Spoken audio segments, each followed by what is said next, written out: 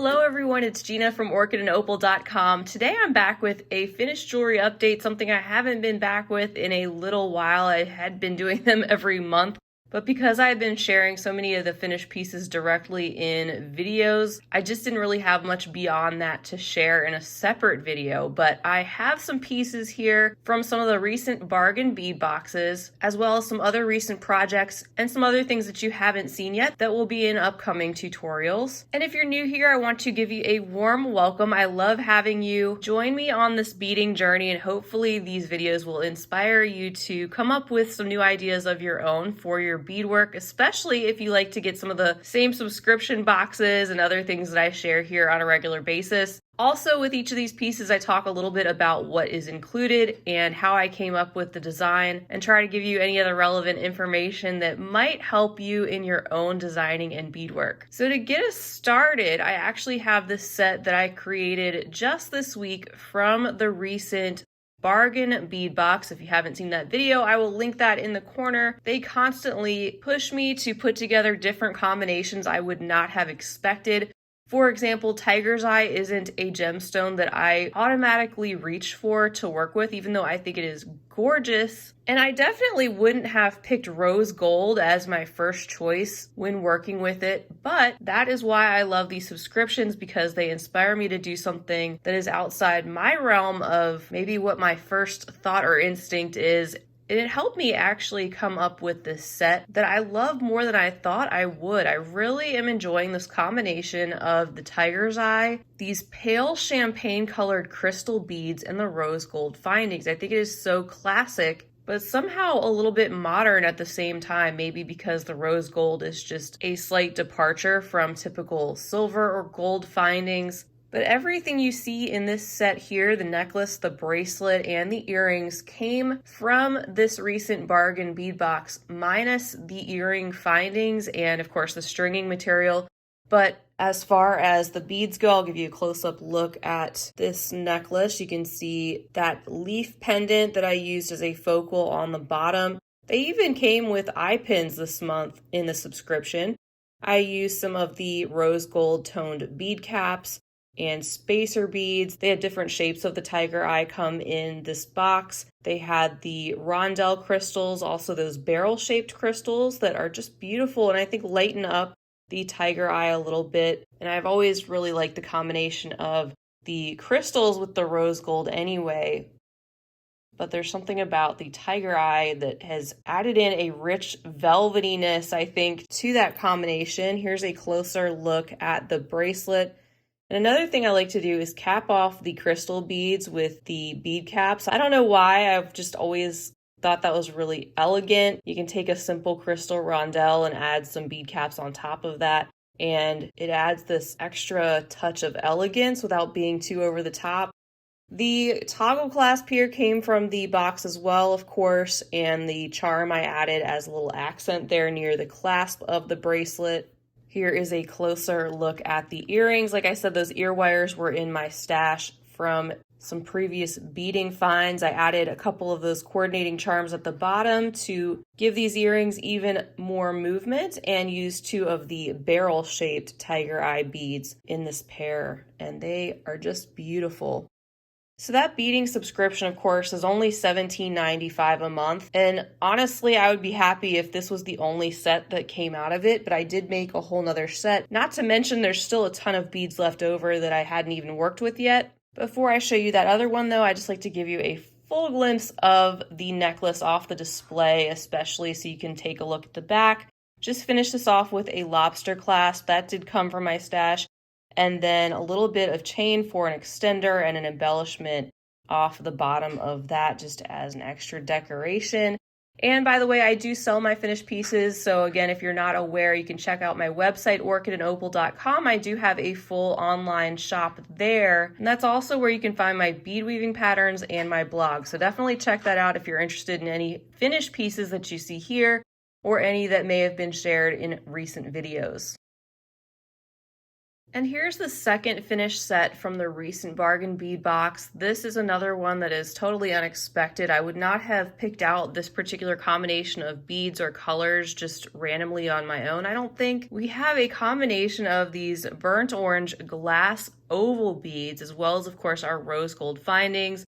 Then we had gotten these really interesting ombre glass leaves with a lot of movement. They have a golden luster that's over the top. They go from a reddish color to more of a peachy pink light salmon color. And there's also some of these brown jasper beads.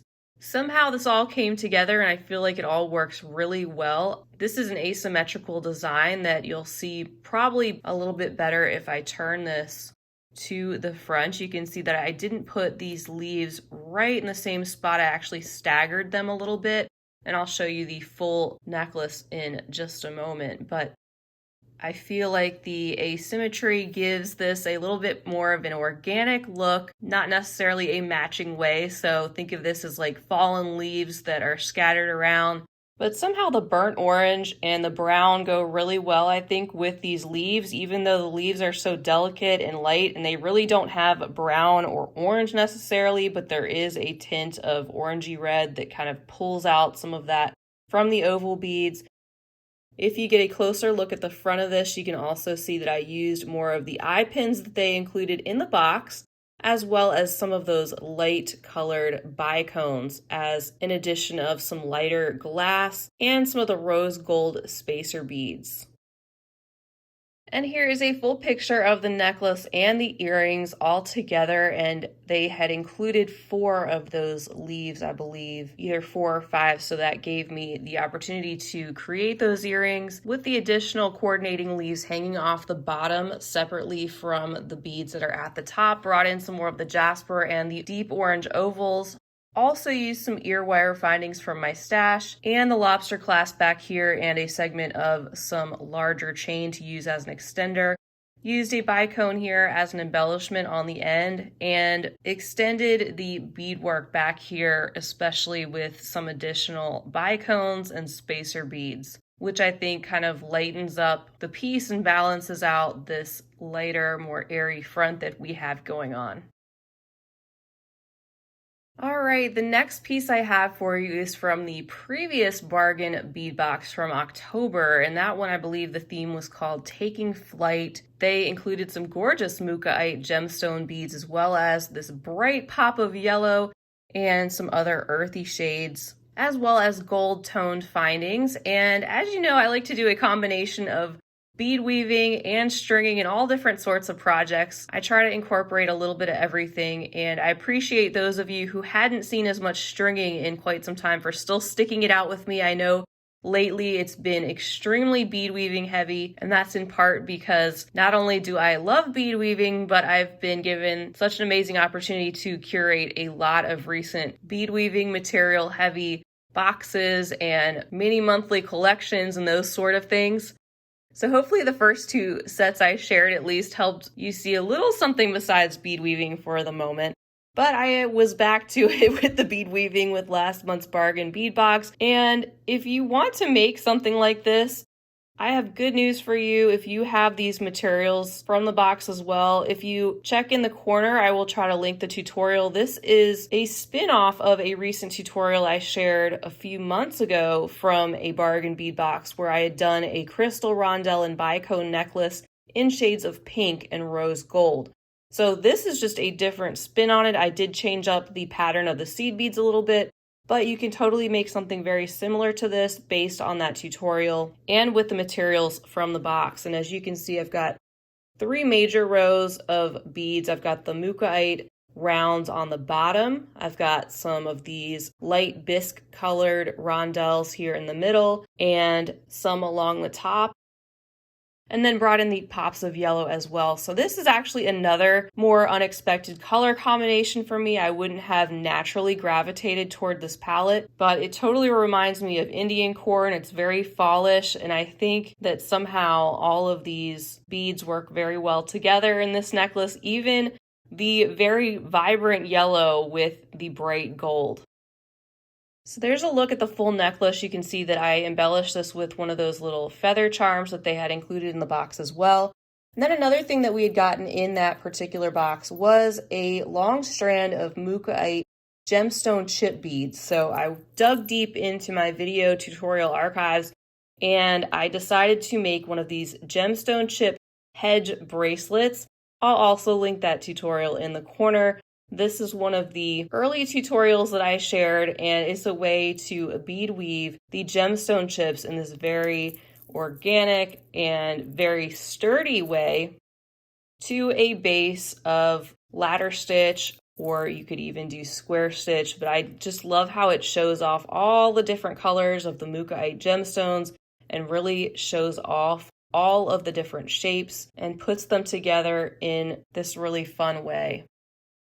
On the bottom of this one, I didn't mention I used some size 8/0 seed beads. Those are for my stash, but they had included a toggle clasp in the box. I did use some wire guards on the end from my stash as well. And then I have a couple pieces that were from this box that I did share in a recent video that I did, 10 ways that you can use toggle clasps besides their typical ordinary purpose, which is just acting as a closure or a clasp, but making them more decorative or serve a different function.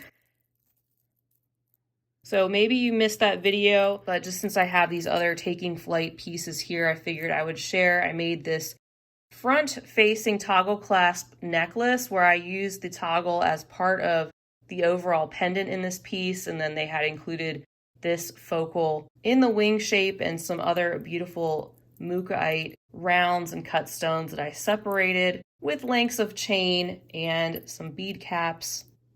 And because toggles come in so many different shapes and styles, it's fun not to always hide them away, but to actually incorporate them into the main event of a piece, like into the pendant area, instead of just putting them at the back where they might get hidden by your collar or your hair. I just wanted to show off those gorgeous mukaite gemstones as well. So many different autumnal colors coming together in that combination. And then this was that other piece I shared where you can actually take the toggle bars and turn those into connectors. So I used some wire and wire wrapped onto these 2 loops to turn these into a 2-row connector. But there you can see some more of that mukaite that came in the box. And there's the other side with another toggle bar used to wire wrap onto that and turn into a connector for the other side. The Taking Flight box, I did share some pieces at the end of that unboxing video to show you some of the things I had made from the September box. I do have one other item though that I hadn't shared, so let me show you that one now that it's all put together.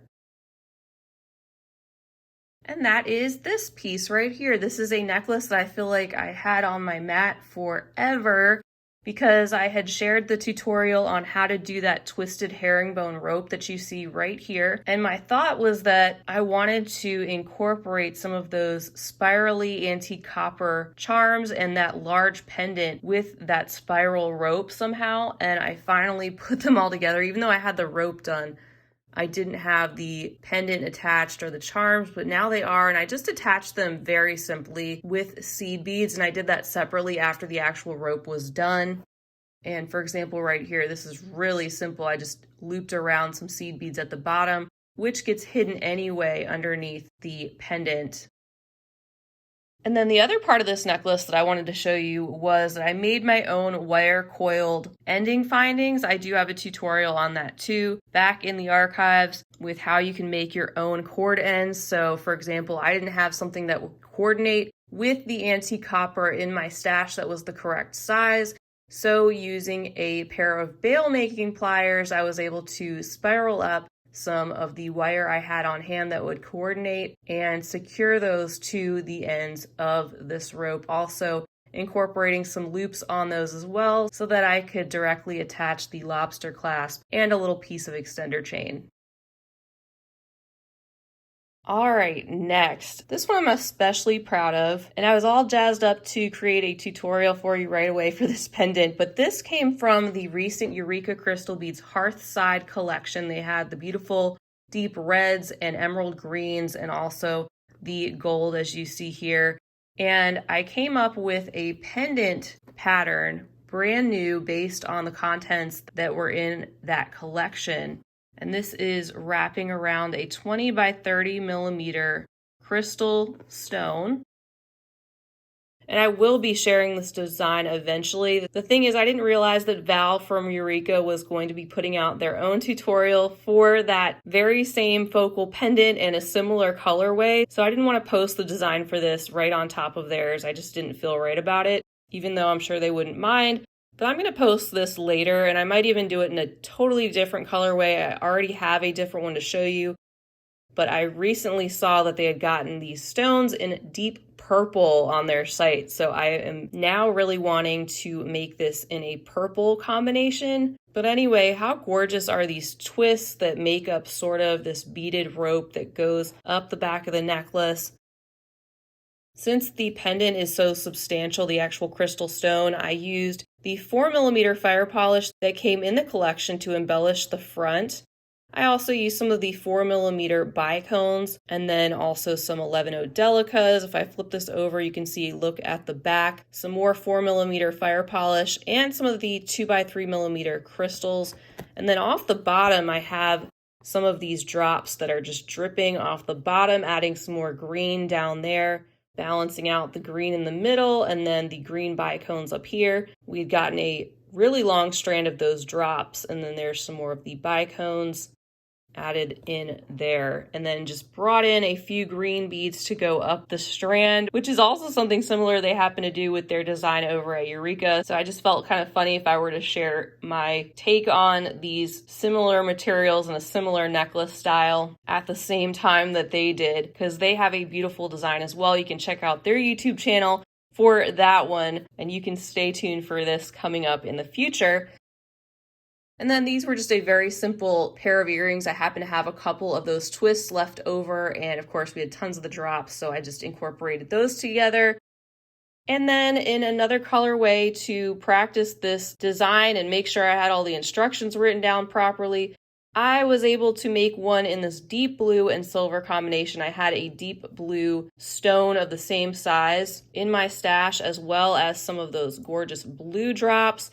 And I pulled out some of the lighter blue Preciosa bicone beads that I had and combined those with that deeper, more antique silver or nickel color 4mm fire polish beads and delicas, and all the same sizes that I used in the green and gold variety.